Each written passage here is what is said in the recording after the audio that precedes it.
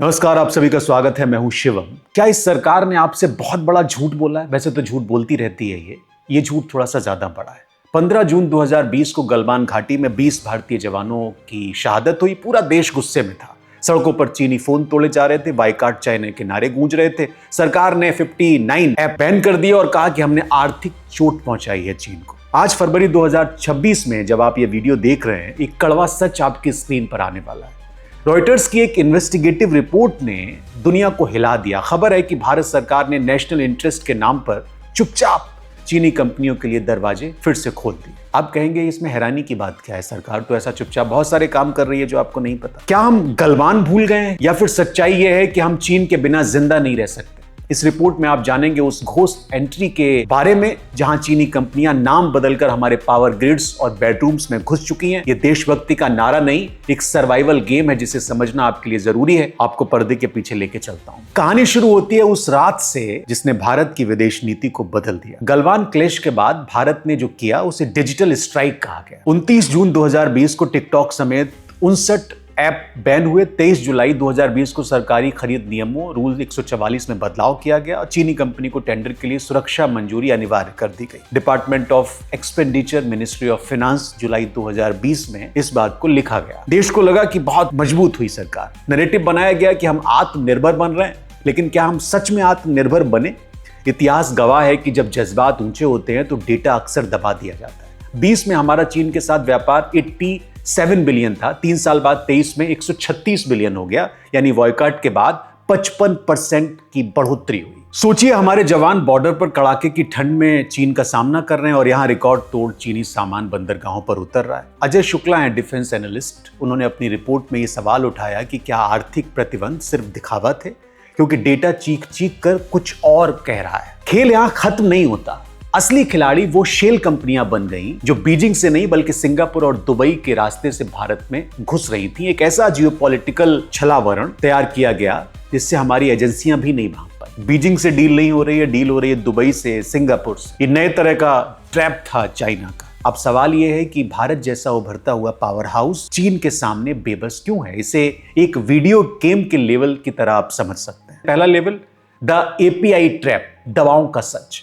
भारत दुनिया की फार्मेसी है, लेकिन इस फार्मेसी का कच्चा माल यानी एपीआई, एक्टिव फार्मास्यूटिकल इंग्रेडिएंट, 70% चीन से आता है। अगर चीन आज सप्लाई बंद कर दे तो भारत में पैरासीटामोल तक नहीं मिलेगी आपको। इसका दूसरा लेवल है द एनर्जी चेन। ये बिजली का खेल है। भारत का टारगेट है 2030 तक 500 GW रिन्यूएबल एनर्जी तैयार करना। हमारे सोलर पैनल्स का 90% पार्ट चीन से आता है। भारत सरकार ने 25 में चीनी आयात पर पाबंदियां इसलिए ढीली की क्योंकि हमारे सोलर प्रोजेक्ट दम तोड़ रहे थे। ये MNRE, ministry of new and renewable energy का डेटा है, स्टेटस रिपोर्ट है। ये रिपोर्ट्स पढ़ने को मिलती नहीं है, कौन पढ़े? तो फायदा किसका हो रहा है इस पूरे षड्यंत्र में या पूरे ट्रैप में? चीन, उसे भारत का एक विशाल बाजार भी मिल रहा है और सामरिक बढ़त भी मिल रही है। हर पैमाने पर भारतीय बिचौलियों का फायदा हो रहा है जो मेक इन इंडिया का स्टिकर लगाकर चीन का माल बेच रहे हैं, जैसे अभी गलगोटिया इशू में हुआ। नुकसान किसका है? आपका, क्योंकि आपकी नेशनल सिक्योरिटी अब एक ऐसे देश के हाथ में है जो हमारे बॉर्डर पर गांव बसा रहा है। इस सच्चाई से मुंह मोड़ लिया जाए क्या? इस पर बात ना की जाए। और बात सिर्फ यही खत्म नहीं होती, बात आगे जाती है तो एक मेगा प्लान समझ में आता है चाइना का। डॉट्स जब आप कनेक्ट करते हैं तो पता चलता है कि ये कोई इत्तेफाक नहीं है, ये एक स्ट्रक्चरल डिपेंडेंसी का मास्टर प्लान है। चीन ने पिछले 10 सालों में भारत के इर्द गिर्द एक ऐसा जाल बुना जिसे काटना नामुमकिन सा लगने लगा है, और इस सरकार के बस की तो बात बिल्कुल भी नहीं लगती। 25-26 की एक पॉलिसी देखिए। सरकार ने अब पावर ट्रांसमिशन और कोल माइनिंग जैसे संवेदनशील क्षेत्रों में चीनी मशीनों को बिना स्पेशल अप्रूवल के इजाजत देना शुरू कर दिया। क्यों? क्योंकि हमारे पास कोई ऑप्शन नहीं है, कोई विकल्प नहीं। ये रॉयटर्स इन्वेस्टिगेशन है फरवरी।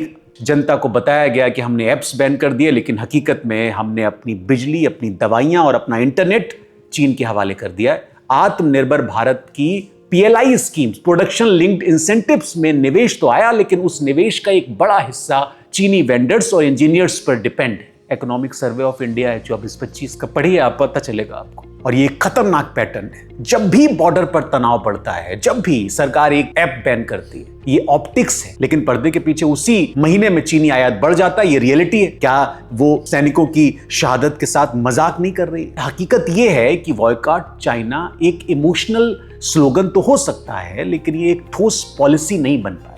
अगले कुछ सालों में अगर हमने अपनी मैन्युफैक्चरिंग की बुनियाद नहीं बदली तो हम चीन के आर्थिक गुलाम बन जाएंगे। इकोनॉमिक डिपेंडेंसी इस तरह की है। गलवान के 20 जवान हमसे सवाल पूछ रहे हैं, क्या उनकी शहादत की कीमत सिर्फ एक ऐप डिलीट करना था, या फिर हम सच में एक ऐसी इकोनॉमी बनाना चाहते थे जो चीन के सामने झुकती नहीं है बल्कि उसे टक्कर देती है? आत्मनिर्भरता नारों से नहीं, रिसर्च और मैन्युफैक्चरिंग में भारी निवेश से आएगी। ये रिपोर्ट आपको डराने के लिए नहीं बल्कि ये बताने के लिए थी कि अगली बार जब आप बॉयकॉट का नारा लगाएं तो अपने आसपास देखिए कि आपके जीवन की डोर किसके हाथ में और कितनी चीजें आप चाइना की इस्तेमाल कर रहे हैं। ये जगाने का वक्त है। आप इस बारे में क्या सोचते हैं? क्या सरकार को नेशनल सिक्योरिटी के लिए आर्थिक नुकसान उठाना चाहिए या व्यापार जारी रखना चाहिए? कमेंट में अपनी राय जरूर दें और आप ये भी बताएं कि जो हो रहा है सच कड़वा है, लेकिन ये सच जरूरी है। बहुत सारा डिटेल्ड डेटा है जिससे ये पता चल रहा है। मैं आपको बताऊंगा उन कंपनी के नाम, अगर आप कहेंगे कि जो चाइना की कंपनीज हैं लेकिन वो सिंगापुर और दुबई से ऑपरेट करती हैं शेल कंपनीज के थ्रू,